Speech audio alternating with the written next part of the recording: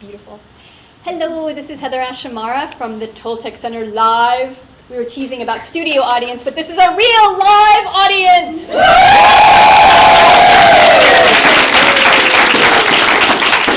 Yay, and hello to everyone that's out there globally as well. Today our focus is around 4 agreements, using the 4 agreements to break limitations, to break the places that we collapse ourselves, the places that we keep ourselves from totally, fully living our lives 100%. Mute. Can you help her mute that? That's okay. Keely's getting feedback, so she gets to hear this and this. So for those of you that are global, there's an option for you to do the chat at the bottom, and there'll be a time during the talk where I will ask for questions, and anybody here can ask questions. Anybody in the audience can chat, and Keely will speak those out loud, so that'll be fun, so we can tie in. Technology's great, isn't it? So in the early 90s, I was finishing up an apprenticeship with a really dear woman named Carolyn, and I had a dream. And in this dream, this man showed up, and I basically knew in my entire body, this is the next person I'm going to work with. And then my brain said, yeah, right, where am I going to find a powerful shaman in Davis, California? But my being knew that that was the next step. That was where I was going. I didn't know what it meant, but I just had this knowing, this feeling sense.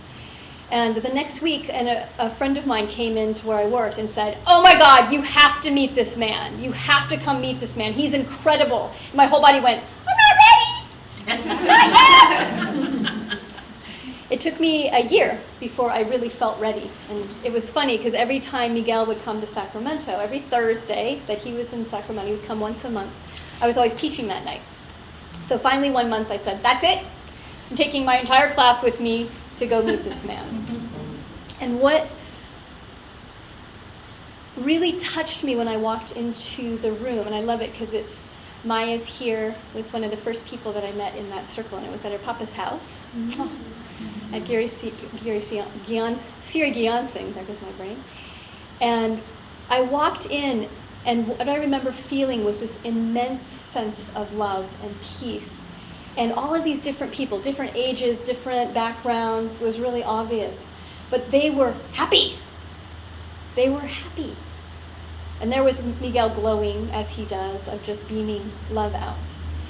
And that's something that I've heard other communities describe our community as, that I was laughing about the other day. Someone was like, you know what's really odd about your community? You guys are happy. It's just so unusual.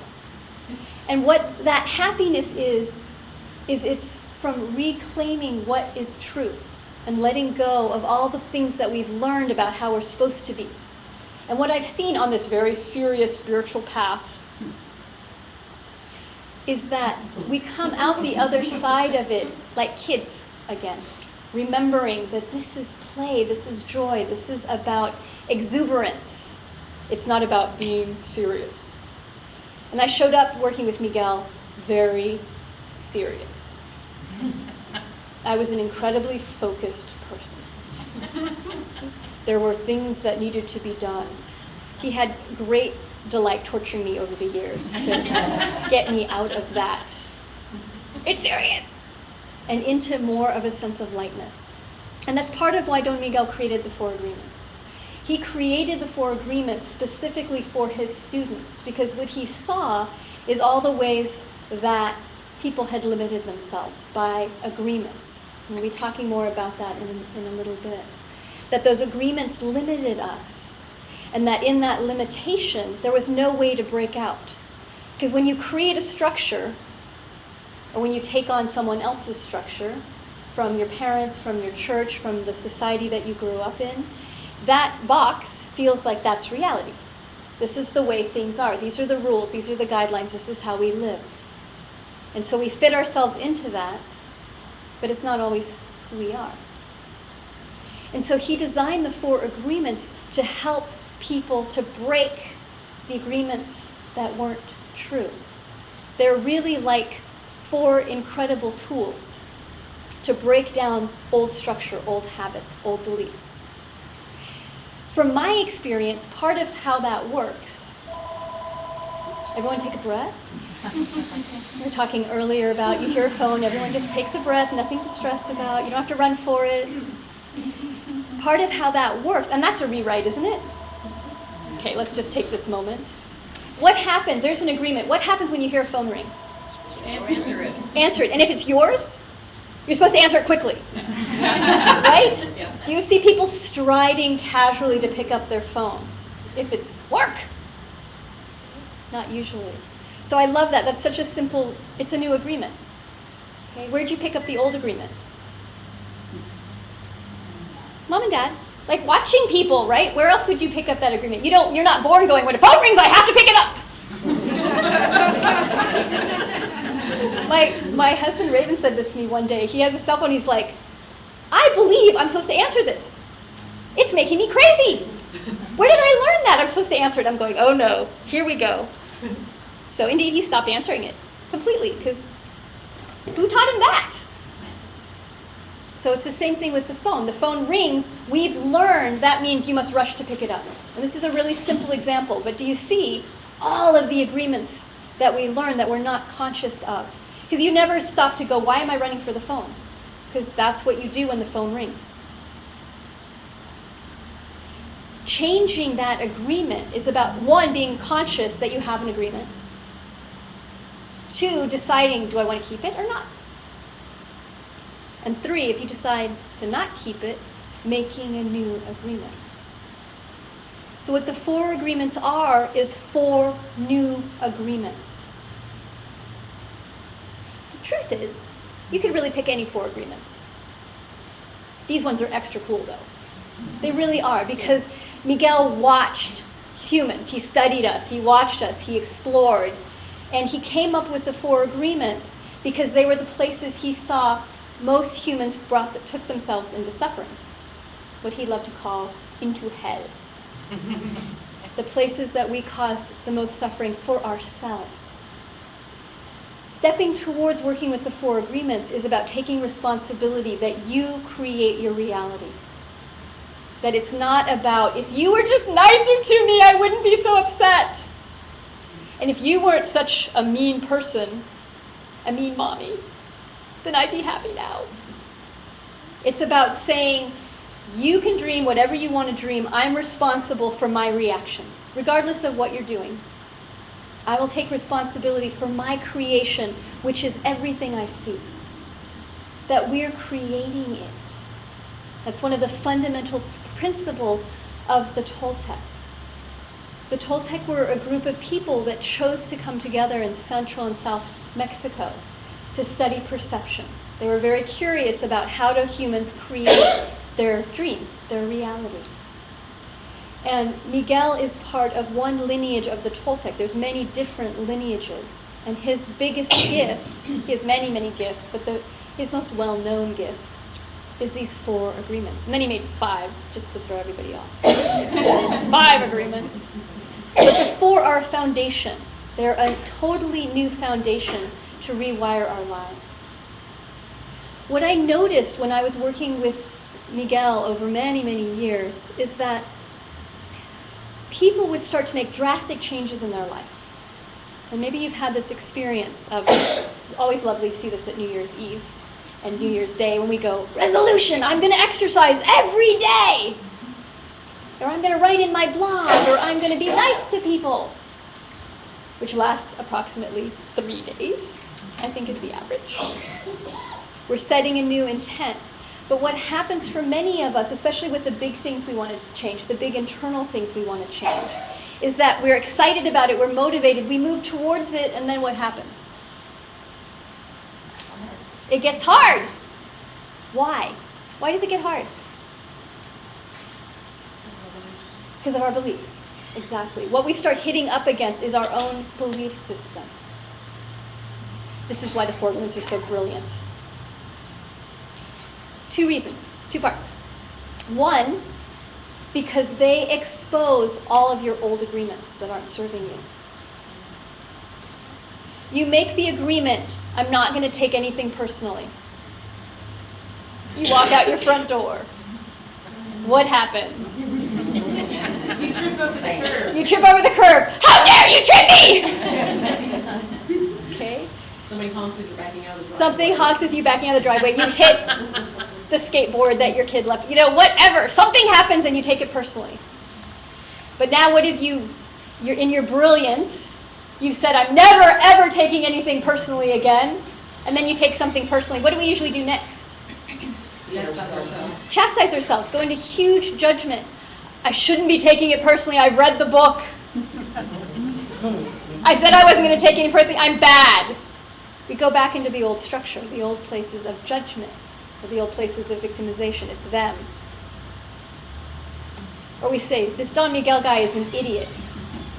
Obviously, you have to take it personally. That's what it's about. It's all about taking things personally, because what else can you do? It was about me.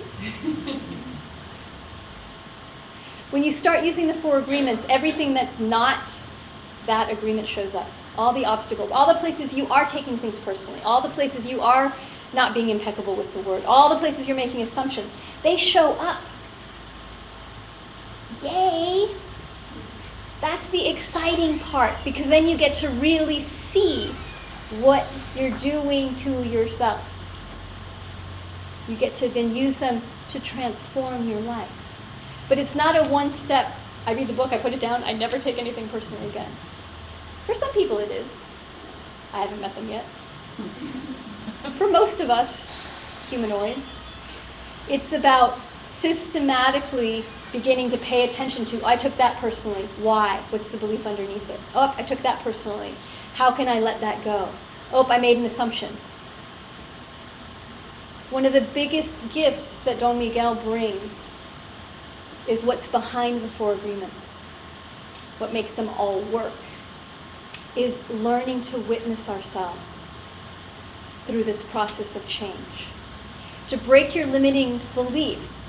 Is it going to help you to be judging everything you see about yourself that's not working? No. Your judge thinks it does, though. Your judge is like, let me help you change. That's wrong. That's bad. You're doing it wrong. They're doing it better. And we really believe that if we continue to listen to that voice, we'll become better people. It's crazy. But it's another agreement. In order to break limiting beliefs, we want to start with learning to witness ourselves, to be curious, to explore, to experiment. And that's what the 4 agreements are about. They're about helping us come into more awareness of what we're doing, to become more conscious of our actions. When you work to follow just one of those agreements, what is going to happen is your awareness is going to go way up. And if you can let your awareness get bigger and not let your judge, then do the talking. But simply be curious, simply witness, simply open. That's when you can transform everything. You can do it from the judge point of view, but it's not so fun and it takes a lot longer. And in the end, you'll need to let it go because it's not going to serve you. That part that says you're not doing it right. They're doing it better.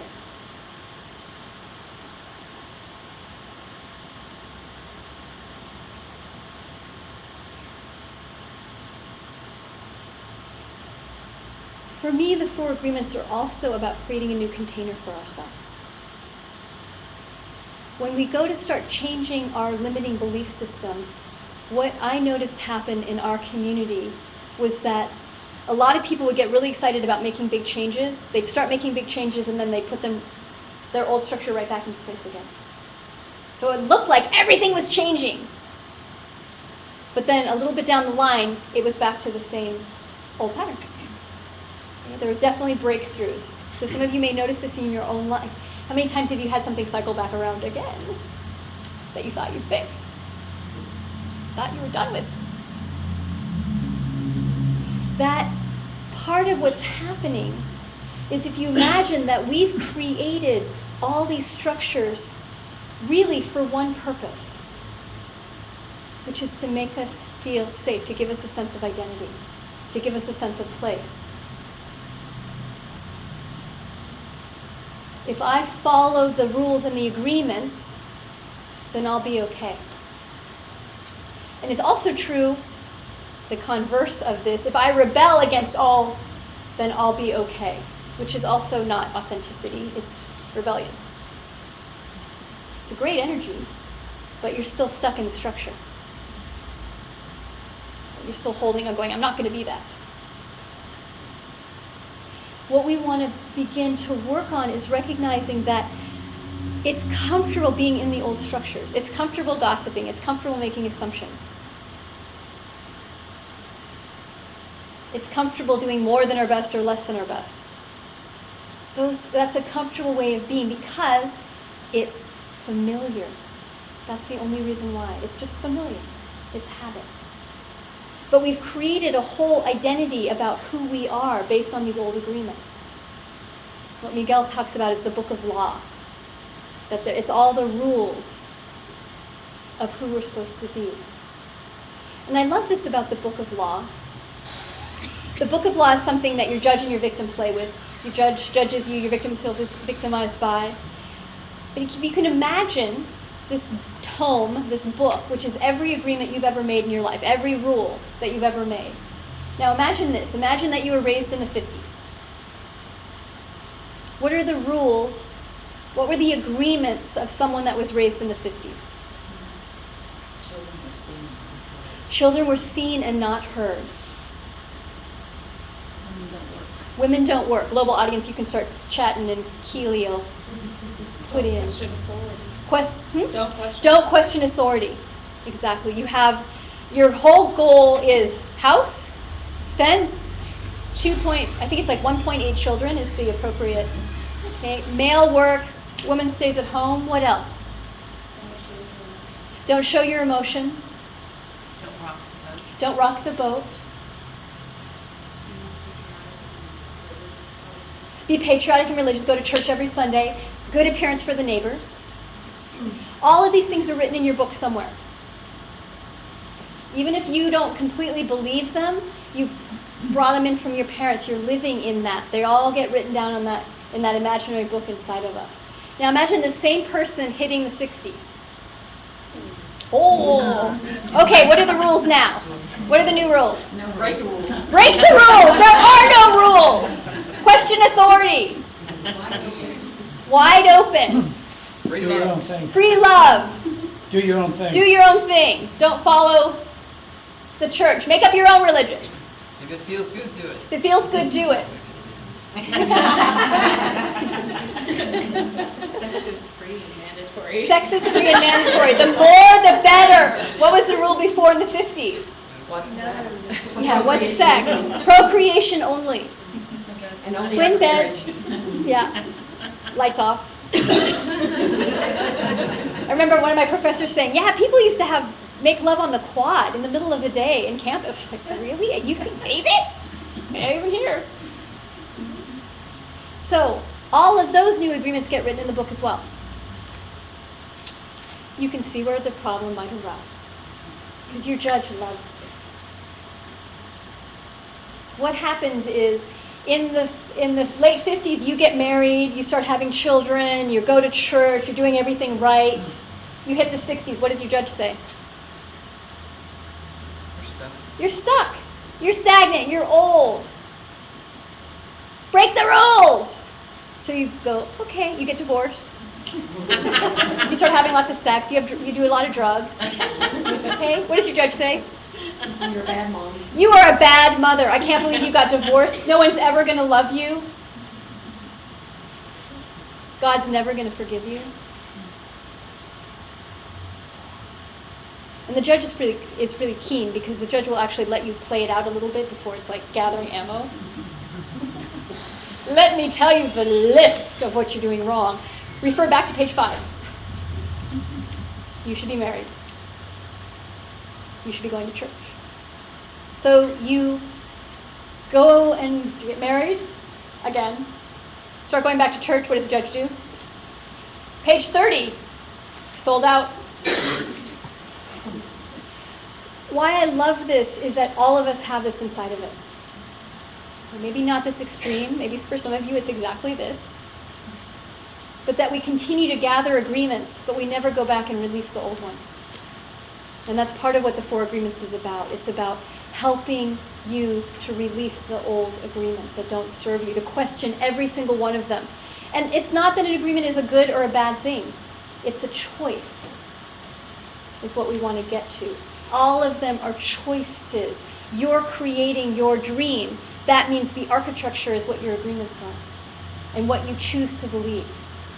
If you're not even aware you're believing something, how can you change it? So that's what the foundation of the 4 agreements is about. It's a new, solid, stable foundation that holds us while we dismantle. Because the dismantling process is not necessarily comfortable. It's not necessarily comfortable. So these are 4 solid new anchors to hold on to as we shift everything. Or some things, maybe. One of the metaphors I used in my book my book's called The 4 Elements of Change. And one of the metaphors I used in the 4 elements is about, if you're going to clean your closet out, what do you need to do? If you're really going to clean your closet, take everything out. You pull everything out of your closet, and that really cute guy you like comes over. And what do you want to do with everything that's out of the closet? Quick, shove it back in! Hi!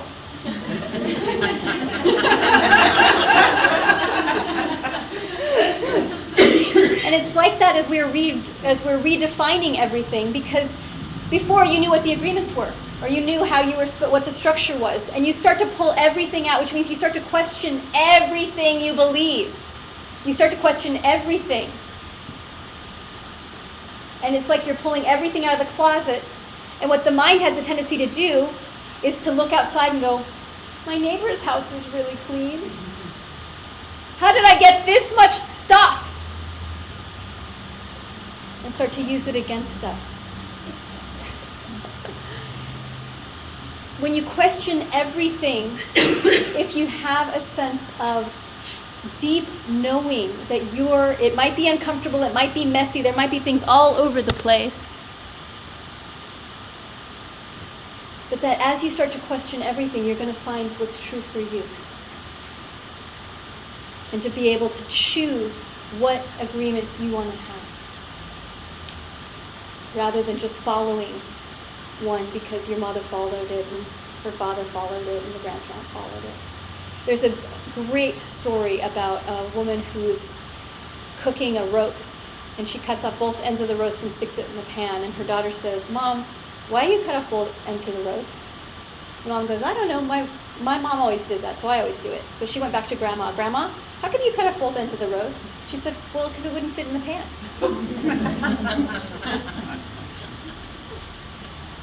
And that's what many of us are living from. Think about the world of your great-great-grandparents versus your world now. You think some of the agreements that they held have no relevance to you now? A couple of them. So, 4 agreements. First one, be impeccable with your word. Being impeccable with your word is the most important part of this agreement, is around telling yourself the truth. Sometimes people read the 4 agreements and they come out going, that means I have to tell everyone else the truth all the time. I'm impeccable. I don't like your hat. I think you should have gone to college. Being impeccable. Okay. Missing the point. The point is, tell yourself the truth. What's the truth of what your mind is saying, of what your emotions are doing, of how your physical body is, of how you're dreaming? What's the truth of that? Not where you wish you were, but where you are now.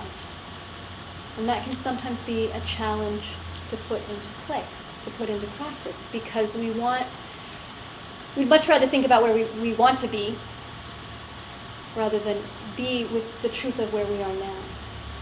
And it isn't about not dreaming the future at all. It's about being, how I think about it is, if you're driving someplace and you're lost and someone hands you a map, what's the first thing you do? Find out where you are. Figure out where you are. Tell yourself the truth. I'm here. And that's where I want to go. If you try and go, that's where I want to go, without having any idea where you're starting from. So telling yourself the truth is simply stating, here's what I'm creating. Here's what I'm feeling. Here's what I'm creating outside. Period. No judgment. No, it's my mom's fault.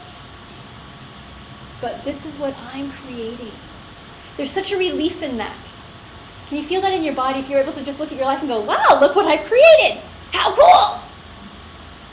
Instead of, I suck. I'm taking things personally. I'm judging myself. But just simply, this is my creation. Okay. From that place of, you can then begin to change. Whatever it is you want to change. So being honest with yourself. I'll come back to this agreement because it's a big one. Second agreement. Don't take anything personally. Always the one that I've talked to thousands of people about the 4 agreements, and they always say, that's second agreement. That's the tough one, of not taking things personally.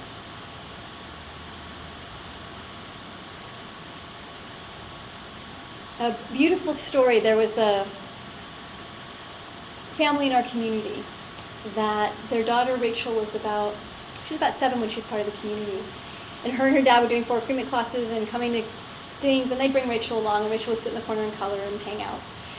And Rachel's mama told me later that they moved to Oregon, and she said one day she came home and she's really upset, and she got really upset at her husband. So she's sitting there yelling at her husband and stomping her feet, and he's listening and trying to figure out what to do.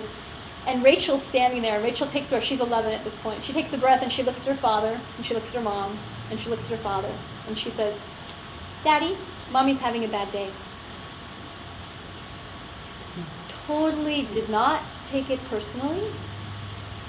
Now imagine if you were that kid.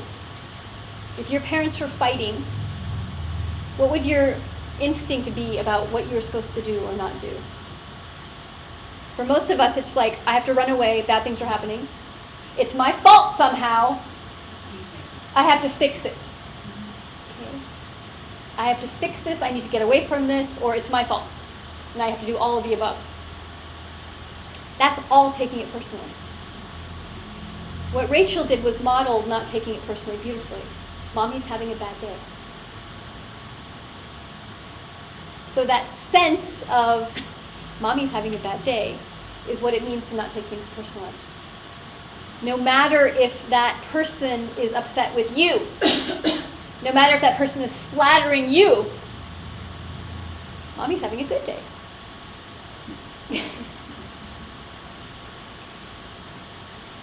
What happens when we take things personally, both the negative and the positive, and I put them in quotes because it's random which we decide is which, really, is that we believe everything's because of us. It's really about self-importance. We believe everything is happening because of us. And what we're believing is that everyone's dreaming the way we're dreaming. The truth is, everyone dreams completely differently. Everyone's in a completely different dream, a completely different reality than each of us. So how can you take someone else's dream personally? You don't even know what it is. When we take things personally, we're believing they're dreaming the way that we're dreaming. They're not.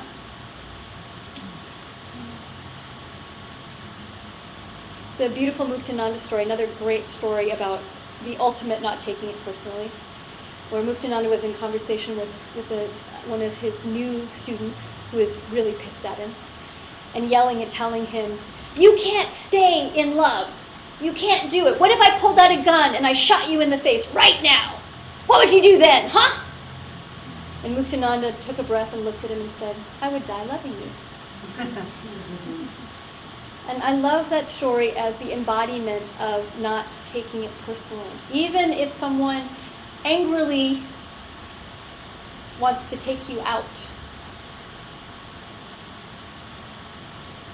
are you going to hold your truth, whatever that might be, and your openness and your love? Or are you going to say, that's a bad person. I'm a good person. You shouldn't do that. The cool thing about not taking things personally, you can actually make really intelligent decisions then. Have you ever noticed when you're taking things personally, what happens to your capacity to think logically? It's all emotion. It's all trigger. It's all reaction. And I can guarantee you, 99.9% of the things you are taking personally have nothing to do with this moment. It's all about the past. It's all about something that happened in the past that you're projecting onto the now. Gosh, we really hate that because we want it to be about that person. But it rarely is. It's about something that happened in the past that we haven't cleaned up yet. So when we step onto this path of being honest with ourselves and of learning how to not take things personally, what we're doing is we're beginning to let go of the past so we can show up in the present. Third agreement, don't make assumptions. Same thing. Where do we base our assumptions on? Past judgments, experience, past experience, judgments that we have. Okay? Not about you cannot make an assumption if you're really in the present and you're not referring to the past. It would be like, wow, what's going to happen next? Wow, what's going to happen next? Wonder what's going to happen next.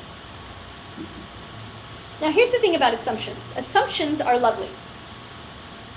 If you've ever been to India and you've driven in India, you recognize the beauty of the assumption that everyone will stop at red lights. Okay? That this agreement that we made that there's like lanes and animals stay outside of the lanes and red means stop. You really love modern day agreements. Okay? But imagine if you're driving and you make the assumption that that person's going to stop at the red light because the light's red. Is everyone always going to stop at a red light? No. So we can make agreements with each other, but we don't assume that everyone's going to follow the agreements. And what that does is that puts you in the present moment completely. Instead of going, I assume they're going to stop. You're paying attention. Anything can happen. Which means that all possibilities are open. What assumptions do is close doors. And they say, this is what's happening. Because it gives us a sense of power, a sense of safety, a sense of we know. As Miguel used to tell us, would you rather be right or happy? And we love being right as humans. We love it. Even if we're suffering, because we're right. Because we've assumed. I really believe that in our lives, in our home lives, and in our work lives, and especially at work, it's true everywhere, but especially at work, if you went in and looked at the mistakes or the miscommunications that happen in business, I'm guessing 90% of them would be caused by assumptions. Making up stories. That's what an assumption is. You're making up a story without checking if it's even real. So when we start to let go of making assumptions, what happens is, again, we're letting go of the past. We're letting go of referring to, I assume it's just like it was before. And we're coming into the unknown. And we stop agreeing with ourselves, and we start questioning and asking questions. So we start questioning what we think.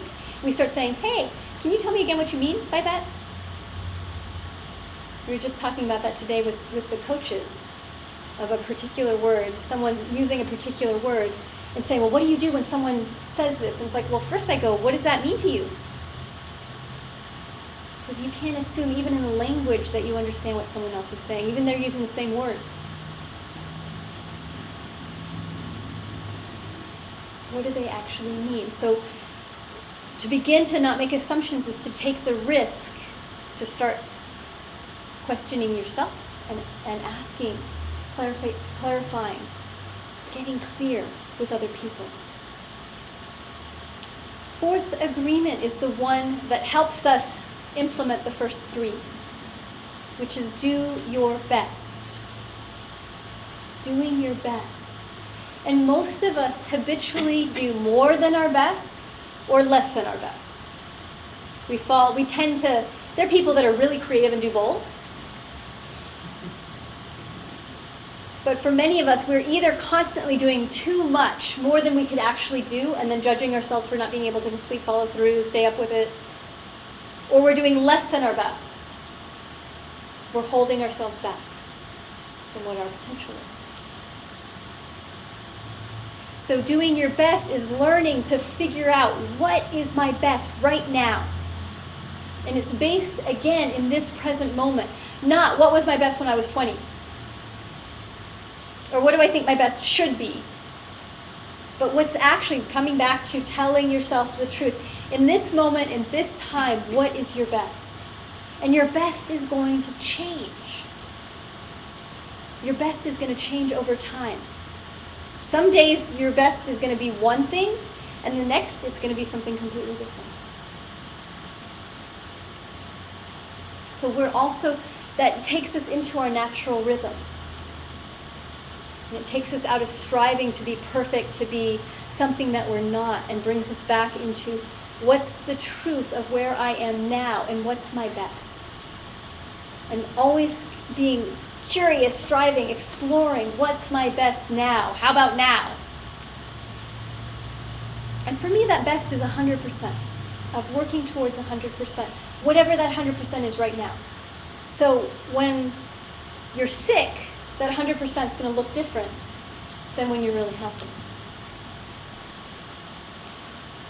But for that state, for that moment, for that time, what's 100%? The Toltecs talk about a practice called stalking. It's an awareness practice. And what stalking is what cats do.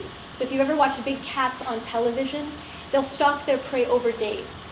They'll know where their prey sleeps, where it feeds, where it eats. And they'll keep watching their prey until they find a good place to attack. And then they'll go 100%. If you've ever watched house cats after something, what's a house cat like? It's got its eye on something. It's totally focused, totally focused. How much of its attention is on that thing? 100%. And then it leaps and it misses. What does it do? Focuses again. Or it goes and says, I'm going to go take a nap. Or I'm going to go take a bath. And then the next time something else moves, how much of its attention does it put on that thing? 100%. Every time. Have you ever watched a cat go, I missed, next time I'm going to put 60%. If only I was a calico. I'm black and white, it's just not fair. I had long hair. Doesn't happen. Cats go back to 100%. Missed? 100%. 100%. Okay? What do we do as humans? I think I'll put 80% of my energy towards this.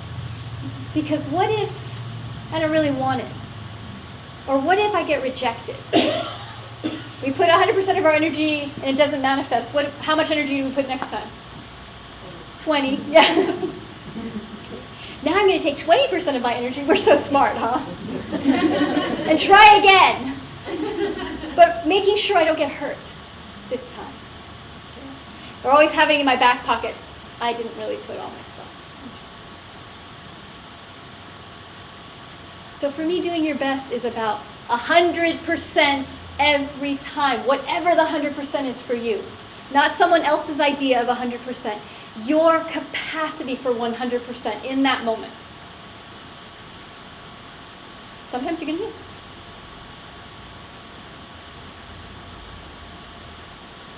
As we're working the 4 agreements in our life, you're not going to be able to do them. That's the truth. Not at first. You will as you practice. But it's just like playing the piano. You have to learn the foundations and the chords first. And practice, practice, practice. And as you practice, you gain skill, you gain fluency, you gain grace. And it's the same thing with working with the 4 agreements. As you practice these new agreements and see what arises and begin to clear that away, you'll start to gain fluency. You'll start to gain grace. You'll start to gain in your capacity. So maybe you still take your parents personally, but you don't take your best friend as personally as you used to. Maybe you still make assumptions with your beloved, but you stop making assumptions at work. Maybe when you're on your moon cycle, your impeccability lags a little. But on the other side, you're good. We keep doing our best, knowing that it's going to be jagged. The process is going to be a little jagged. Some places you're going to master, I aced it. And other places you're going to fall flat on your face. And my support to you is the places that you fall flat on your face is to giggle and get up and dust yourself off and go 100% back again. No judgment, no victim, just simply, wow, that was a good one. Jose was once talking, it was so cute. Miguel's younger son was talking about an interaction that he had with somebody and something that he took personally. I don't remember it exactly, but I love, he was in this interaction and he realized that he had done whatever, and he looks up and he goes, "Good one." That was good, thanks. Because what I'm getting shown is, a little bit of work to do here.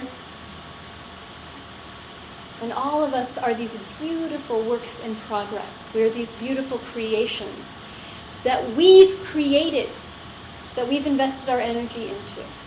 And the 4 agreements can help us to pull our energy out of what doesn't serve us and reinvest it where we want it to go.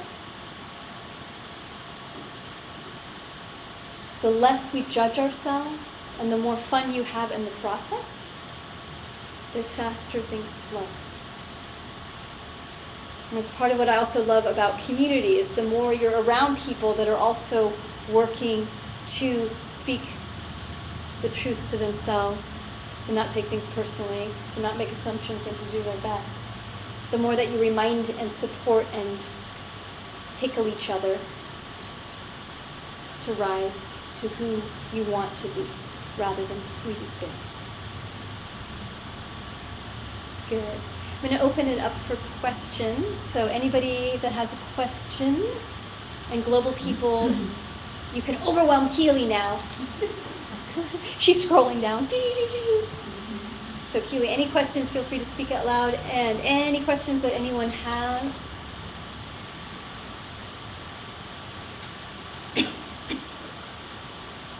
You are all now clear about your purpose. You have no doubt, 100%. Yes. About giggling when we fall. Any suggestions on how to kind of switch that? Great. The question is about the idea of giggling when you fall. How do you switch that one? Because what do most of us do when we fall? Victim or judge. Victim or judge. Curse ourselves, feel upset, it's not fair. Yeah.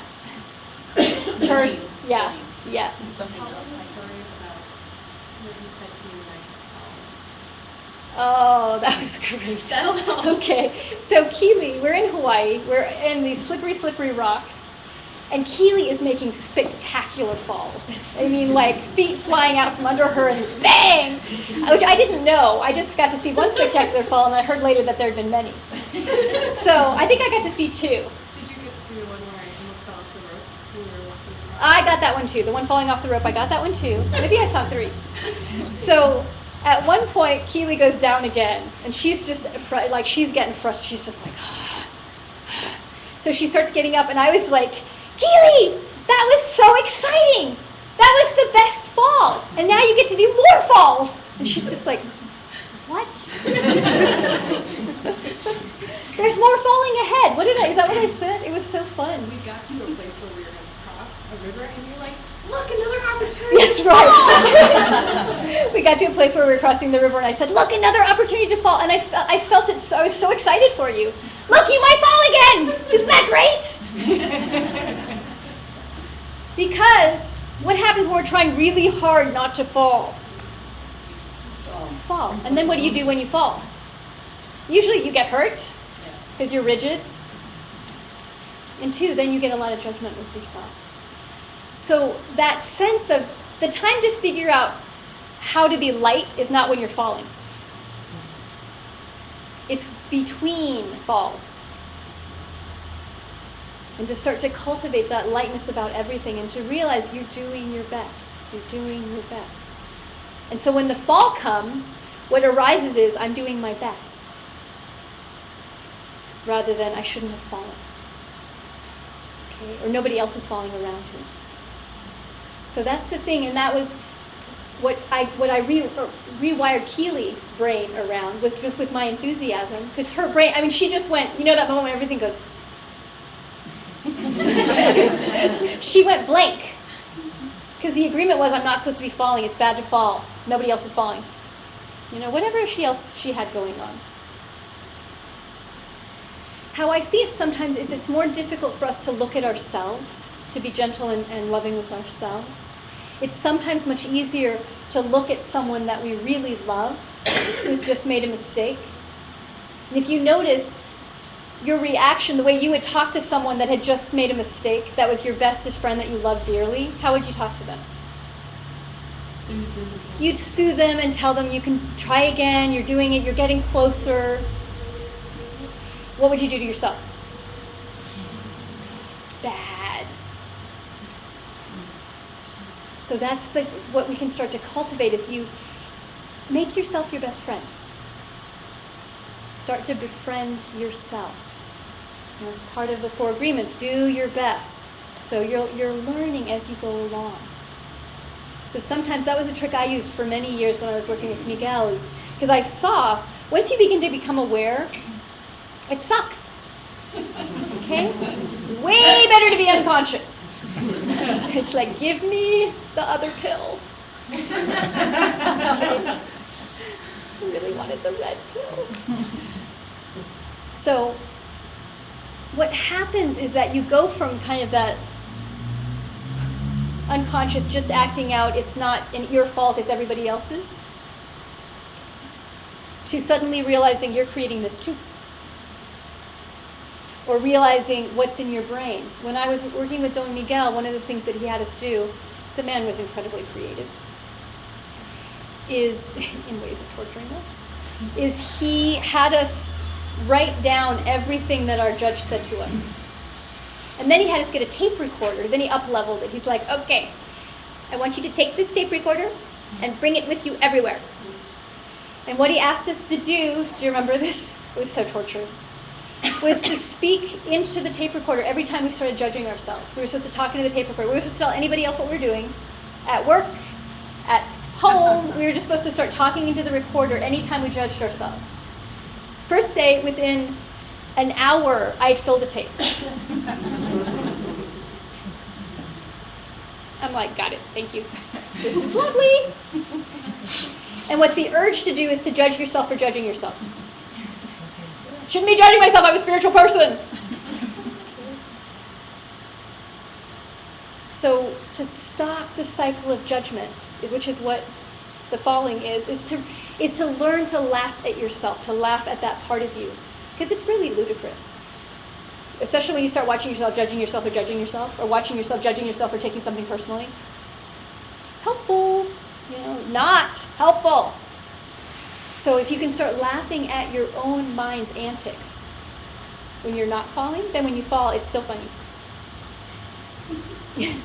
And then you get back up again. Yes. On the taking things personally aspect, especially in a personal relationship, an intimate relationship, especially if you both are spiritual and you both speak. Yes. I think a lot of times you stay in that dynamic when it's not healthy because you just keep saying, I'm not just take this personally. Yeah. and you stay in this abusive almost relationship, Yeah. making excuses for that person because you're not supposed to take it personally. Right. How do you reconcile that? I mean, is there a place where, even if you're not taking things personally, you need to remove yourself from any kind of situation? Is that, because I think we tend to, because we're spiritual, we have to endure. Stay in there. Yeah, it's a great question. And so that place of it, you're in a relationship, you're both spiritual, you're both aware, you're both practicing not taking things personally, but there's the dynamic. And where's the place where walking away is the better solution than trying to stay and not take it personally? It's obviously an individual decision, but what I love, one of the things that Miguel told me a long time ago is he said, sweetheart, you're only going to let someone else abuse you to the extent that you're abusing yourself. So work on lowering your own self-abuse. Because you'll stay and use that information against yourself.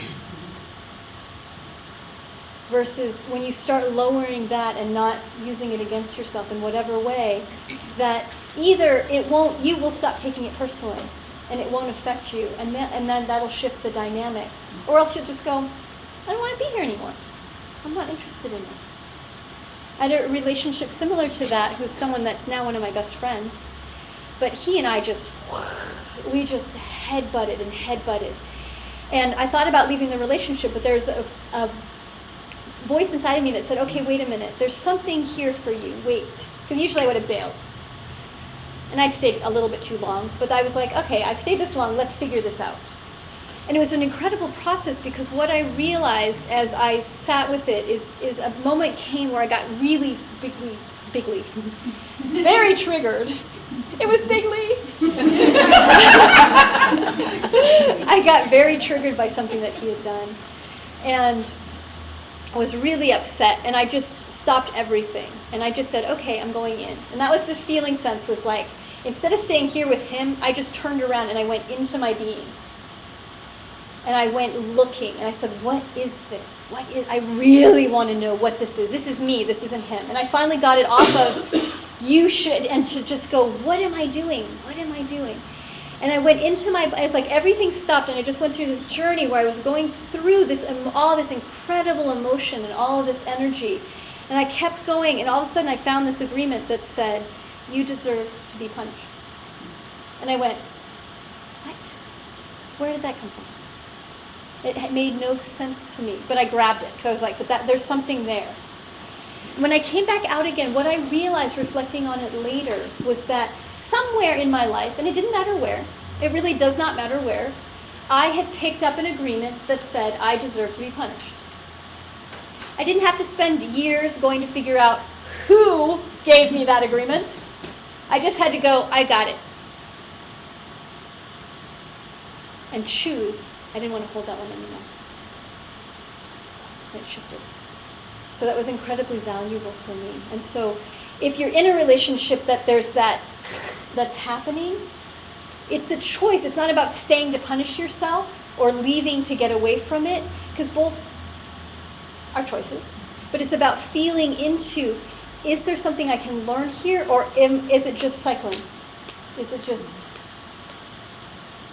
I make the choice from that place. I felt like it was a mirror for a certain experience, Yes. for me to learn about myself, and then when it stopped being a mirror, Exactly. and it wasn't serving me, Yeah. then I walked away. Exactly. Yeah. And that was probably the point when your self-abuse level went down, and you were like, I don't want to play this way anymore. Yeah. But up to the point, it had been a really good mirror. Right. And that's what we do with people. We're all mirroring each other. We're all mirroring each other. And so finding the reflection that is going to help you become the best.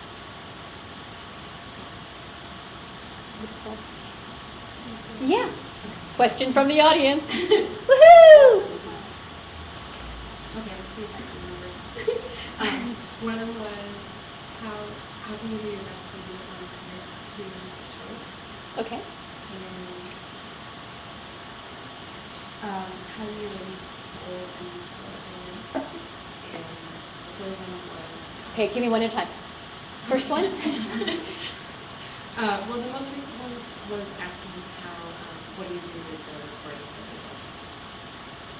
Okay. If you, Someone's so excited to do the recording practice. they're all excited about that. They're like, I could do that with I could do that too with your iPhone. Oh my God. That person over there sucks. I hate their haircut. You could. Go for it. What you do with them, you destroy them afterwards. Okay, seriously. Because can you imagine you leave your iPhone around somewhere and your beloved picks it up and presses play? It's for you. So if you're going to do any sort of journaling, writing, exploring, getting out what's in your head, destroy it later. Because it doesn't need to be floating around. Okay, that's not your impeccability, that's your judge. Okay, another question? From a while back, there was one about how do you do the best do the 100% thing if You don't want to commit. if you don't want to. Okay, great. Okay, so the chat question is, how do you do 100% if you don't want to commit to a choice? Well, let's sit down and talk about your commitment issues.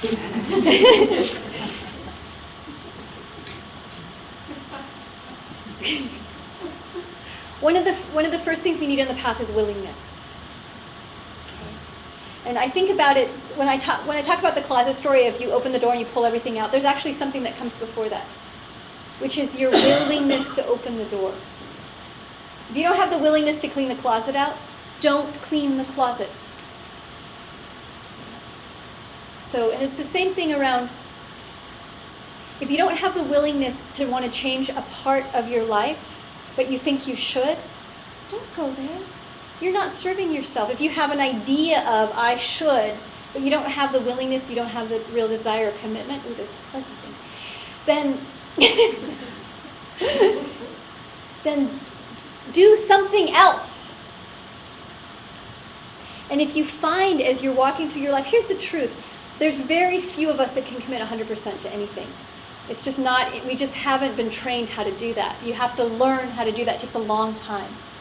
So if your commitment level, if you start watching your commitment level and you notice your commitment level of almost everything you do is about 20%, bump it up to 30.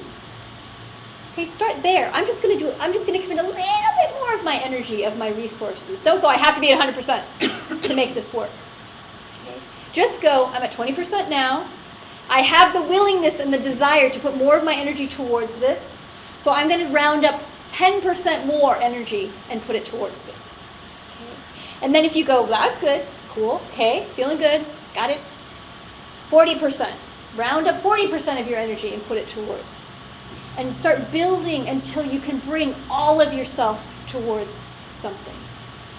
Now, for those of you that are habitually non-committal, can't decide, there's an agreement under there. What's the agreement? What's the agreement saying to you? So just start exploring. You don't have to figure out when, where, why, but what is the agreement? What is keeping you from bringing yourself fully into something? Is it fear of failure? Is it fear of success? Is it comparison? Is it high expectations of who you should be? Is it low expectations of who you believe you are? To bring that, to start to uncover that and to explore. And to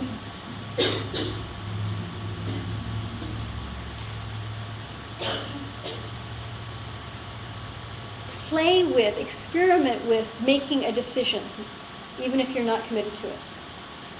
That's what I tell a lot of folks that spend their lives going, I don't know, what do you want to do? I don't know, and that can never really make up their mind. What I say is just make a choice. It doesn't matter if it's right or wrong. It doesn't matter. And you start with little bitty things. And this is really good for putting the 4 agreements or anything in your life into play. You start small. So instead of going, I need to make a 100% commitment choice to my career path, you say, I'm going to make a choice about what I'm having for lunch. Firmly, strongly, even if you don't. So someone says, want to go to Italian or Mexican? You go, Mexican! Even if you hate Mexican food, and that was the first thing, you just go, Mexican! Okay, follow through. Just to get the practice of going, this is what I want. And what the result is going to be, probably in your body, is ick. If you've spent your life not making commitments, not making decisions, because of some underlying belief, and this is true about anything, if you spend your life acting in one particular way, and then you get a bright idea to do something different, what's probably going to happen is going to feel uncomfortable. It's gonna make everybody else. And it might make everyone else uncomfortable. Or they might sing hallelujah finally.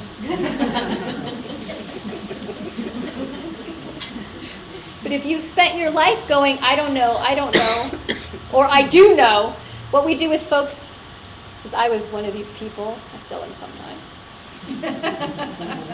Opinion about everything. I know what you should be doing, I know what you should be doing, and you are doing it wrong. So for folks like us, one of the things that we used to do in the community was do opinion fasts. It was fabulous. You can have no opinion about anything. And it's really funny to watch people like, so what do you think of this shirt? What do you think of Barack Obama? What do you think I should do with my life?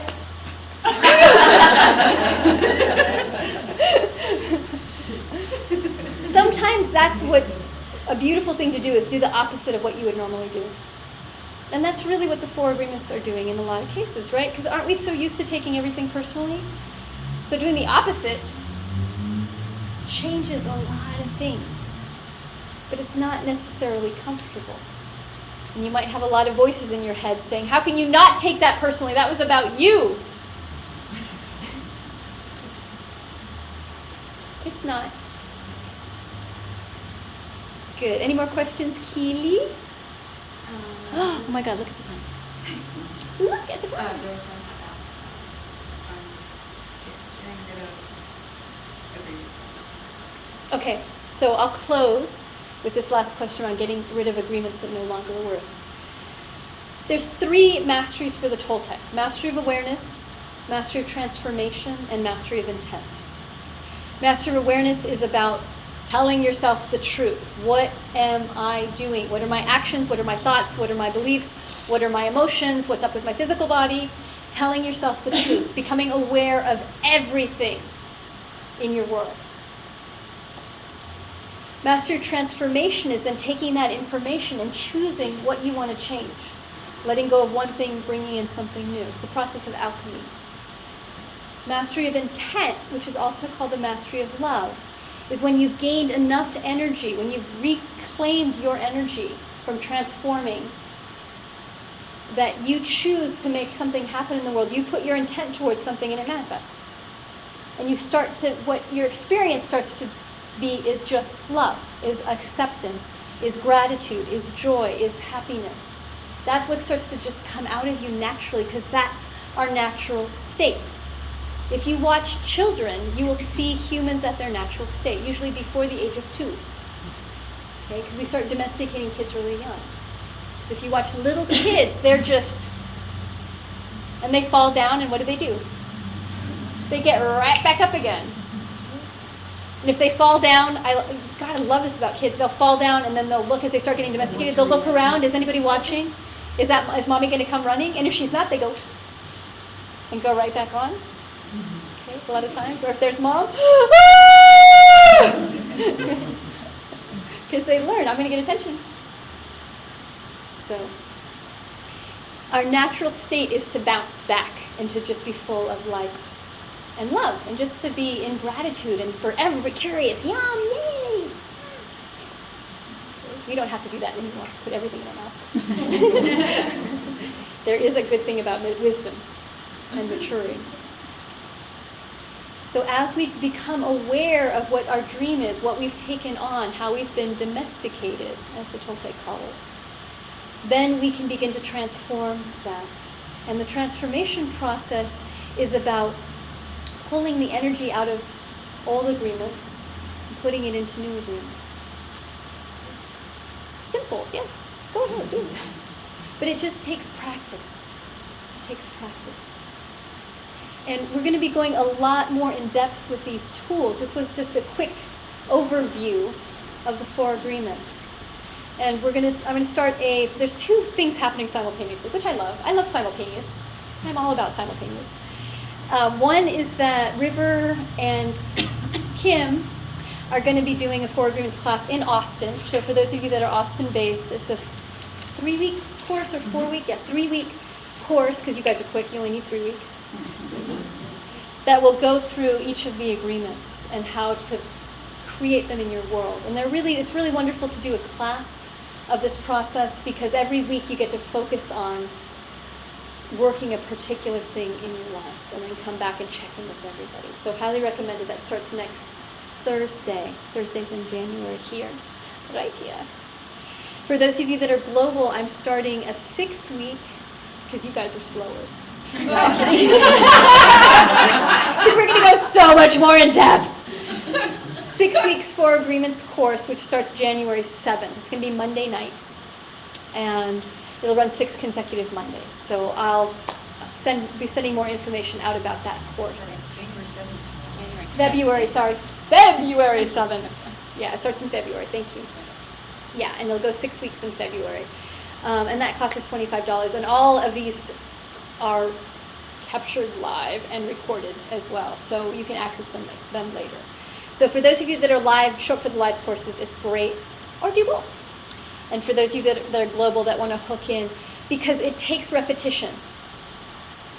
It takes repetition. And it also takes rewiring your understanding of how you've created your world. And so that's what we'll be doing in both the live Austin course and in the global webinar. So tune on in, or find someone in your community, a partner or a community of people that can help do the same thing. That's so helpful with changing agreements. It's very difficult to do it on your own. Possible, absolutely possible. Much more fun with a group of people, with support, with a team of people that are doing the same thing. Yay! And one more thing. Next Sunday, so it's Sunday the 16th, I'm going to be visiting Don Miguel, and we're going to be doing a live webinar from his place on California coast. So I don't have the time nailed down yet, but I'll let you know. So Sunday the 16th, it'll probably be maybe 5 o'clock-ish, that I'll be talking to Miguel, and we'll be talking about the 4 agreements. So that'll be fun. Yeah. How's his health? He's doing well. He's got a little bug or something right now, but he had his old heart removed, put a new heart in. He's doing good. So yeah, it's quite amazing. Yeah, and Maya got to see him a couple weeks ago. So he's doing really, really well. Yeah. The doctor's calling the miracle. Yeah, the doctors call him the miracle man because it's, yeah. I called like a month after the surgery. I'm like, hey, can I talk to Miguel? And Ava goes, oh, he's out working out. I went, what? He's at the gym. I'm like, Ava. She goes, I know. I tried to stop him. So I called back I think 2 months later, and I said, hey, can I talk to Miguel? He drove to San Diego. What? He's going to visit his family. Gotta love it. So, yeah, he's doing good. He's doing well. Yeah, so jump in. You can get to see him live in the video. Good. Blessings to each of you. Thank you so much. Bye.